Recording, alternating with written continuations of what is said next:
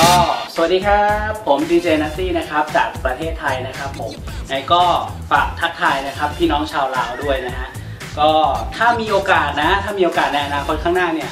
ผมอาจจะบินไปสอนนะครับดีเจที่ลาวนะครับที่สนใจการ Scratch นะครับผมก็บอกเผื่อไว้ก่อนนะครับก็วันนี้อยากจะแชร์ความรู้นะฮะว่าผมเห็นนะฮะในประเทศลาวเนี่ยมีคนเล่นทั้ง SX SR นะครับหรือว่าอื่นๆนะครับแท็กเตอร์รู้สึกจะมีแค่นิดหน่อยนะฮะหลักๆก็น่าจะเป็น SL นะฮะเซราโตวันนี้ก็อยากจะโชว์ให้ดูนะครับว่าเจ้านี่นะฮะ SR นะครับ DDJ SR จากค่าย Pioneer นะฮะสามารถ Scratch ได้ด้วยนะครับเดี๋ยวจะทำให้ดูนะฮะโอเคเดี๋ยวมาดูกันใกล้ๆนะครับ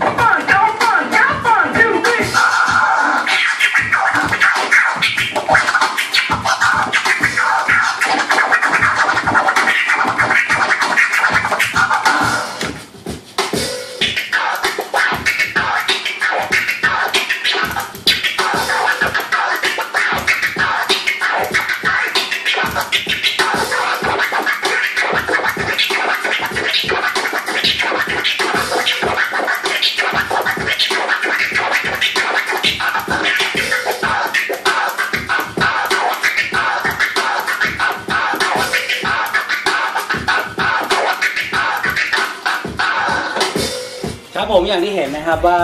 นี่เป็นความสามารถเล็กๆน้อยๆนะครับที่ผมพอจะเล่นได้บ้างนะฮะก็คือถ้าในอนาคตนะครับมีโอกาสนะครับอาจจะได้ไปสอนนะครับ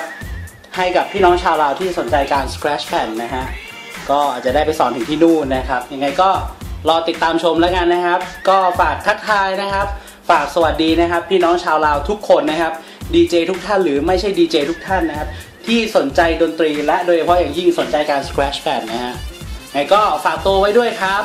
สวัสดีครับผมดีเจนัตตี้ครับผม